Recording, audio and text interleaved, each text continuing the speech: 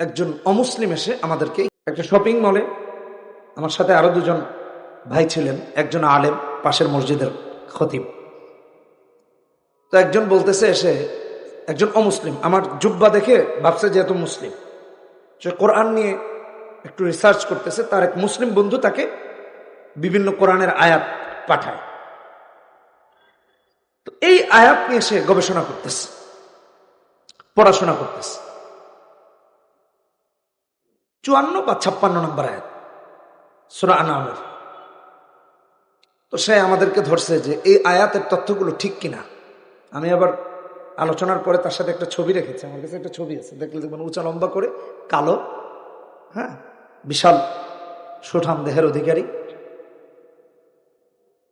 তো বলতেছে এই আয়াতে আল্লাহ যে তথ্য দিয়েছেন এগুলো যদি সঠিক হয় আমি কালেমা পড়তে চাই। চিন্তা করেছেন, একজন অমুসলিম। সব থেকে মজার বিষয় হলো এই শেষ সময় আলহামদুলিল্লাহ তিনজন ভাইকে কালেমা পড়িয়েছি আমেরিকাতে, 3 জন মুসলিম হয়েছে। কোরআন গবেষণা করে মুসলিম হওয়ার পথে আগাচ্ছে, আর আমাদের ঘরে ঘরে কাফের হয়ে বসে আছে। আমি এই কথাটা বোঝানোর জন্য এই স্টোরি টানলাম। কথা বুঝতে পেরেছেন? একজন শপিং মলে দেখেছে, সে এসে আমাদের কাছে বলতেছে যে আল্লাহ কোরআনে যে এই আয়াত নাজিল করেছেন এটা সঠিক হলে সে কালেমা পড়ে কি হবে? মুসলমান হবে। আর মুসলমানের ঘরে কোরআন রেখে সে কাফের হয়ে যাচ্ছে। সুম্মা ইজদাদু কুফরা। আমি এটা বোঝানোর জন্য এই কথা এনেছি, আর নাইলে এটা বলতাম না। কোথায় আসি ভাবে। এই দুটো আয়াতকে সামনে রেখে 5টা বিষয় সম্পর্কে কথা বল। এই যে কাফের হয়ে যাওয়া এবং সেখান থেকে বিরত থাকা, কাফের না হওয়া, অর্থাৎ ইমানকে টিকিয়ে রাখা, ইসলামের উপর অটল থাকা, অবিচল থাকা, এটা কিভাবে সম্ভব?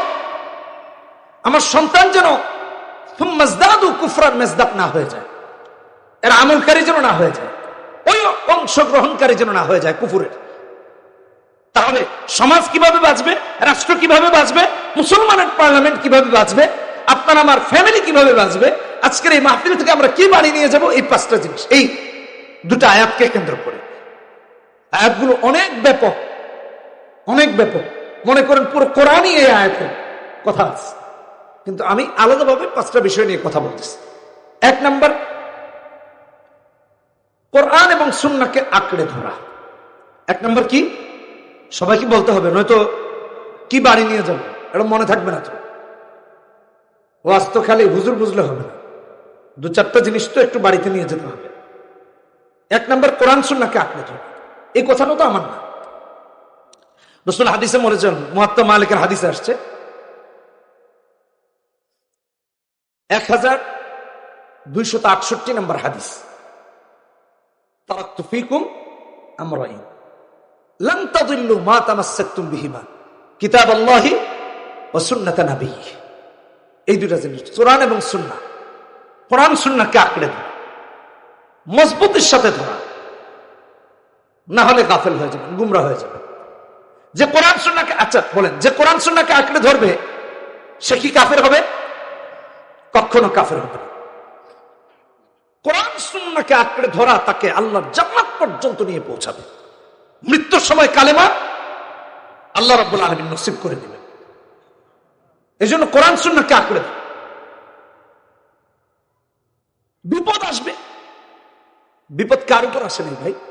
নবীজির উপরে তো আসছে। কথা বলেন না, আসে নাই? আল্লাহ কোরআনেই তো নিজে বলছেন, সূরা আনফাল 30 নম্বর আয়াত, ওয়াইদ ইয়ামকুরু বিকাল্লাযীনা কাফারু লিয়ুসবিতুকা আও ইয়াকতুলুকা আও ইখরিজুক। ওরা নবীকে তো বন্দীও করে রাখছে শিহাবে আবি তালেব। আচ্ছা, আমি জাস্ট বোঝার জন্য বলতেছি, সংক্ষেপে আগাচ্ছি আর কি। আমার উস্তাদ হযরত আল্লামা মুফতি সাখাওয়াত হোসেন রাজী সাহেব হুজুর হাজির। হুজুর আমাদেরকে ইফতায় পড়িয়েছেন, ওদিকে আর যাচ্ছেন, তো হুজুর অপেক্ষা করতেছেন আসবেন। যেই কথা, মূল কথা, নবীকে তারা বন্দী করতে চাইতো, 1। 2 নাম্বার, হত্যা করতে চাইতো। 3 নাম্বার, মক্কা থেকে বের করে দিতে চাইতো। এটা কাফেরদের চাও। দেখেন আল্লাহ আকবার, কি সুন্দর করে আল্লাহ কোরআনে বলে দিচ্ছেন, অথচ আমরা মেনে নিতে পারি না।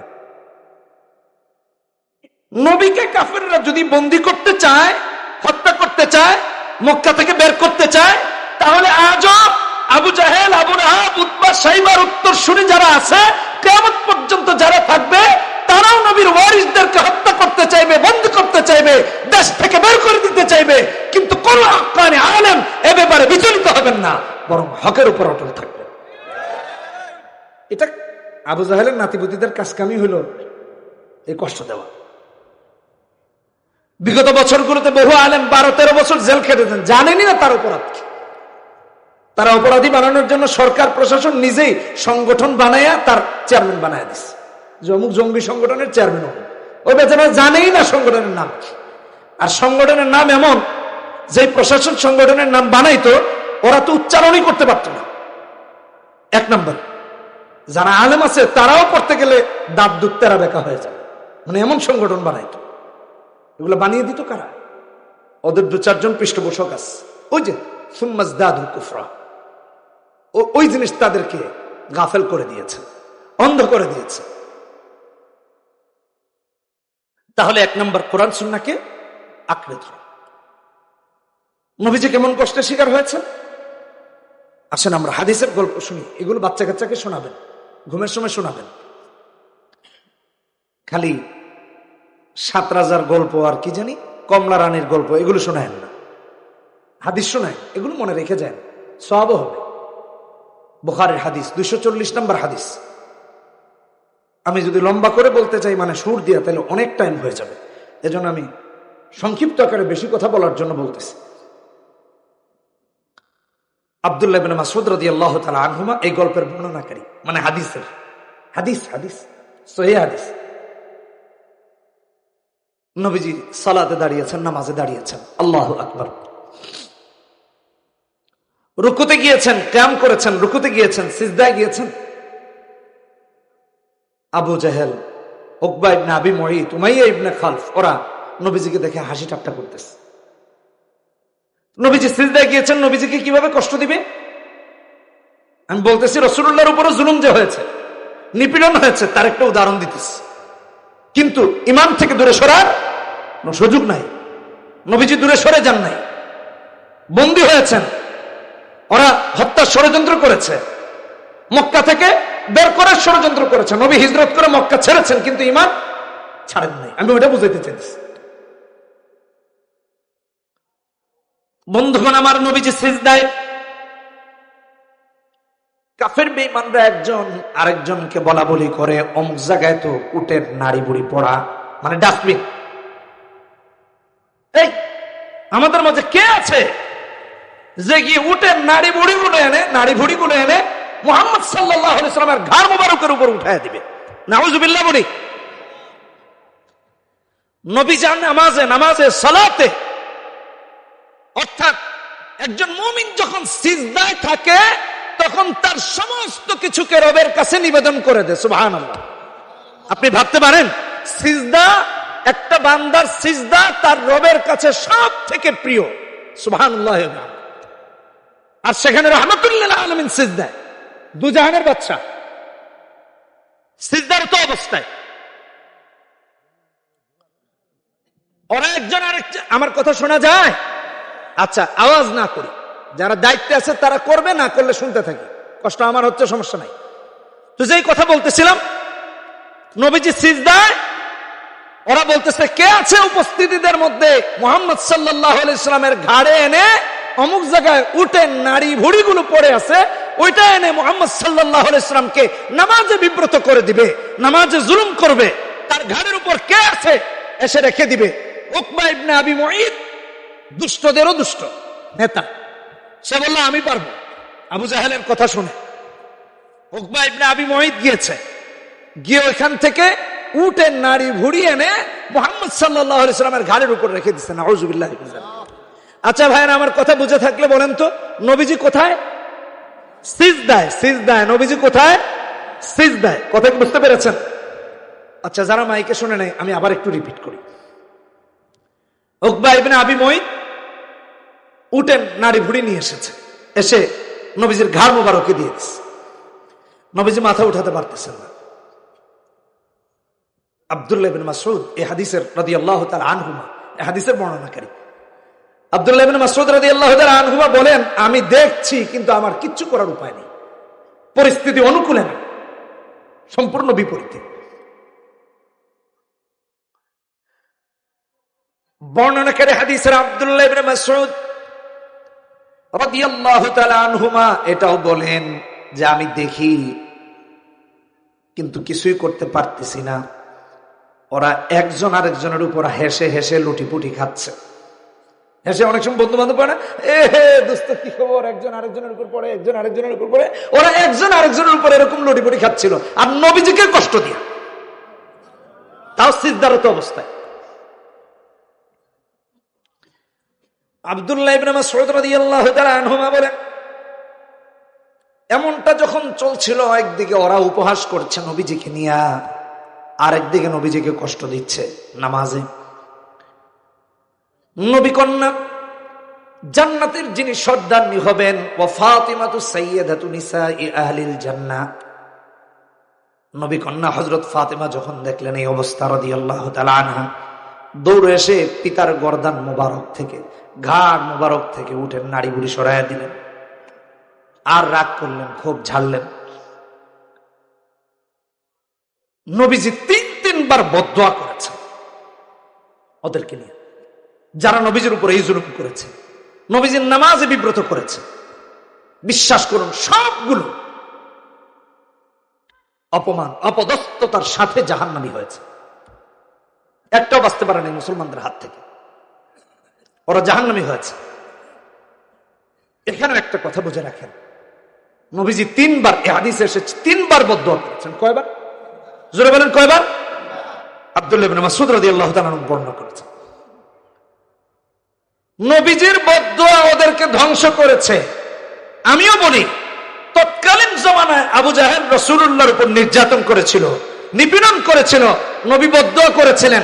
আজকেও যে সকল আবু জাহেলের উত্তরাধিকারীরা হক্কানি আলেমদেরকে মসজিদে কষ্ট দিবে, মিম্বরে কষ্ট দিবে, মাদ্রাসায় কষ্ট দিবে, মাহফিলে কষ্ট দিবে, এলাকায় কষ্ট দিবে, দেশে কষ্ট দিবে, রাষ্ট্রে কষ্ট দিবে, সারা দুনিয়ায় কষ্ট দিবে, আল্লাহর কসম হক্কানি আলেমদের চোখের পানি যখন বের হবে, বাতিলের মসনদ ডুবে ধ্বংসে রূপান্তরিত হয়ে যাবে, ধ্বংসে রূপান্তরিত।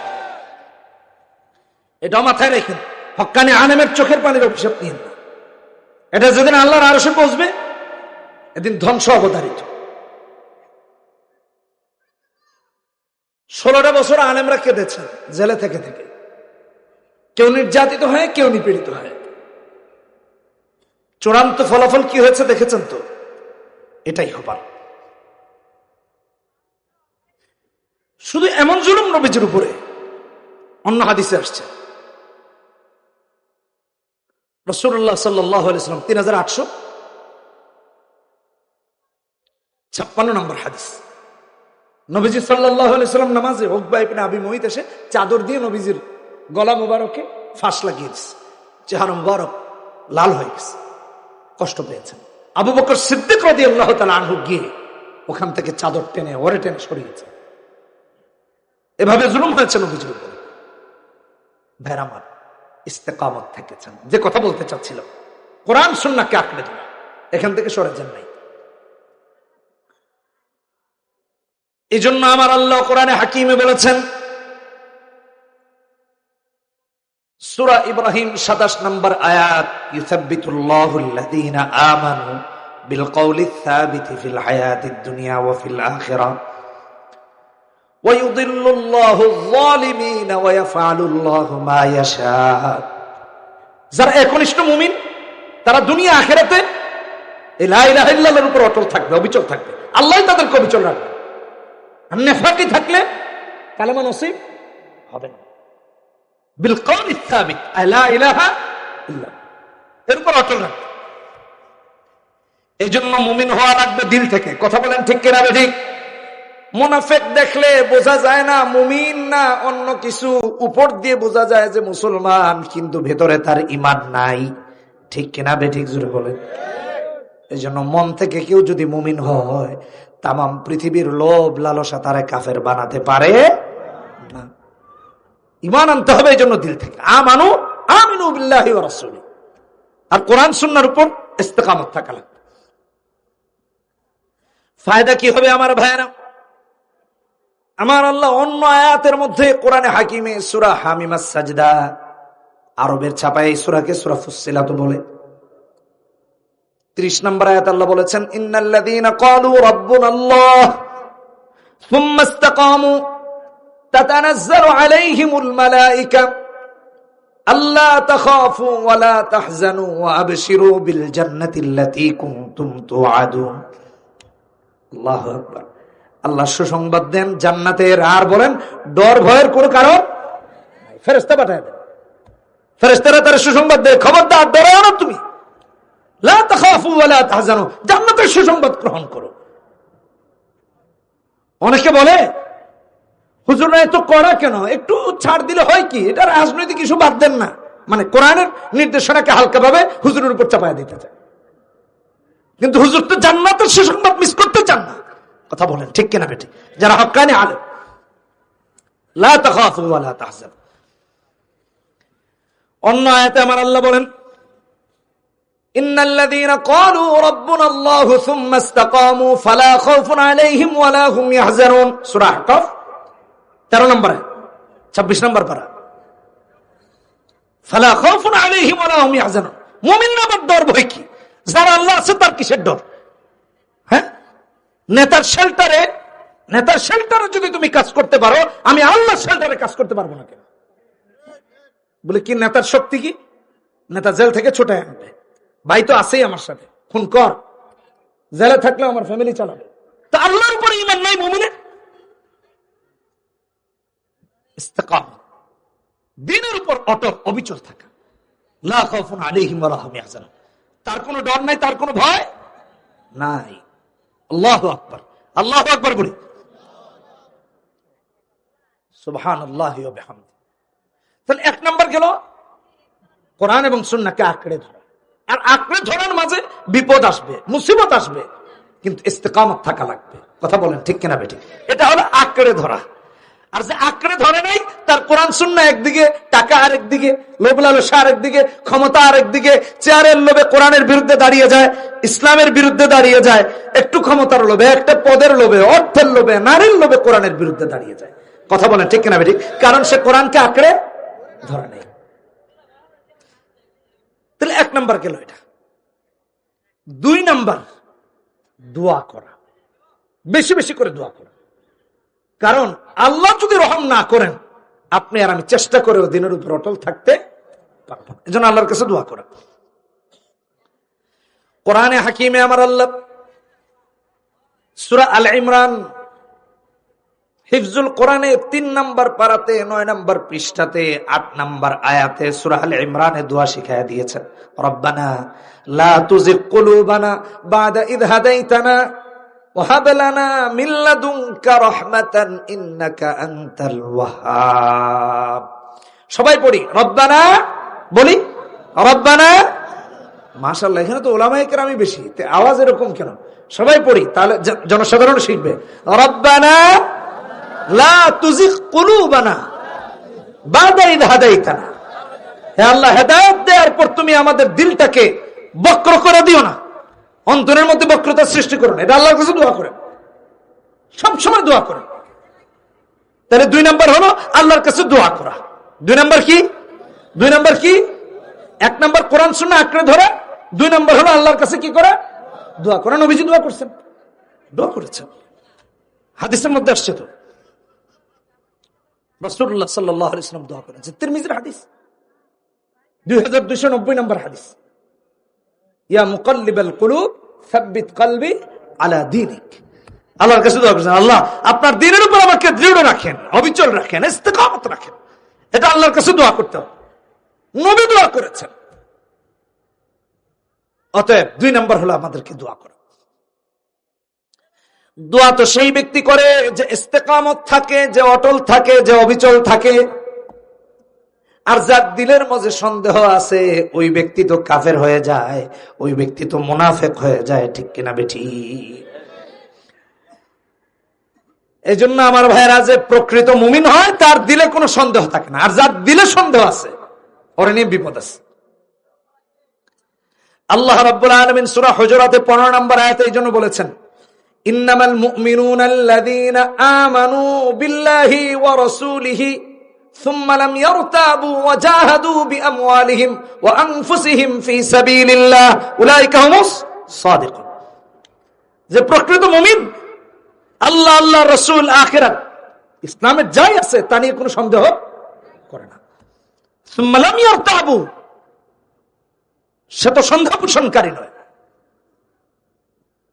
যে আল্লাহর কাছে দৃঢ়তার দোয়া করে, ইস্তেকামতের দোয়া করে, সাব্বিত কলবি আলা দীনিক, যে আল্লাহকে বলে। এই জন্য দিনের উপর অটল থাকা, অবিচল থাকা, এটা মুমিনের কাজ। মুমিন যতই শক্তি দেখাক না কেন, আল্লাহর দয়া যদি না থাকে, ঈমান নিয়ে মরা সম্ভব হয় না। এজন্য আল্লাহর কাছে দোয়া বেশি বেশি করা। তাহলে 1 নাম্বার দোয়া হলো রব্বানা লা তুযিগ কুলুবানা বা'দা ইয হাদাইতানা ওয়া হাব লানা মিন লাদুনকা রাহমাতান ইন্নাকা আনতাল ওয়াহ্হাব। আর আরেকটা দোয়া হলো ইয়া মুকাল্লিবাল কুলুব সাব্বিত কলবি আলা দীনিক। এটা মনকে নরম করে আল্লাহর কাছে দোয়া করেন, আল্লাহ আমার কোনো পাওয়ার নাই, আমার কোনো পাওয়ার নাই, আল্লাহ তুমি আমারে দিনের উপর ইস্তেকামত থাকার পাওয়ার দাও, তুমি না দিলে আমি পারবো না। নিজেকে বিনম্র চিত্তে রবের কাছে চাওয়া, আহ্বান করা। কয়টা গেল? আমি খুব সংক্ষেপে বলতেছি। 3 নাম্বার, ভালো করে শুনেন, খুব ভালো করে শুনেন, এটা একটার চেয়ে একটা গুরুত্বপূর্ণ। 3 নাম্বার হলো নেককারদের সংস্রব নেয়া, নেককারের সান্নিধ্য লাভ করা। বুজুর্গ ব্যক্তিদের সাথে থাকেন। মদখোরের সাথে থাকলে একদিন নাইলে খাইলেন না, 2 দিন নাইলে খাইলেন না, 3 দিন নাইলে খাইলেন না, একদিন না একদিন পরে আবার কি খেয়াও ফেলতে পারেন। তো দোস্ত তুই তো খাস না, আজ একদিন একটু টেস্ট করে দেখ, নাউজুবিল্লাহ, তাহলে খেয়ে ফেলবে। আর যদি নামাজি হয়, একদিন নামাজের দাওয়াত দিছে, 2 দিন নামাজের দাওয়াত দিছে, 3 দিন দাওয়াত দিছে, একদিন কে আমার প্যান্ট ভালো না, আরেকদিন কে আমার শার্ট ভালো না। আচ্ছা প্যান্ট ভালো নাই কেন ভাই? যেখানে মন চাইলো খাড়ায় ছেড়ে দিলেন, আবার সুন্দর করে ঢুকায় লাগায় রেখে দিলেন, তাহলে তো প্যান্ট ভালো থাকবে না। আচ্ছা আজরাইল আলাইহিস সালাম আইলে কইবেন যে আজরাইল আমার প্যান্ট ভালো না, এটা বলা সম্ভব? তাহলে নামাজের সময় কেন বলেন? নিজেকে প্রস্তুত রাখেন, মৃত্যুর জন্য প্রস্তুত রাখেন। কখন কার মৃত্যু আসবে কেউ জানি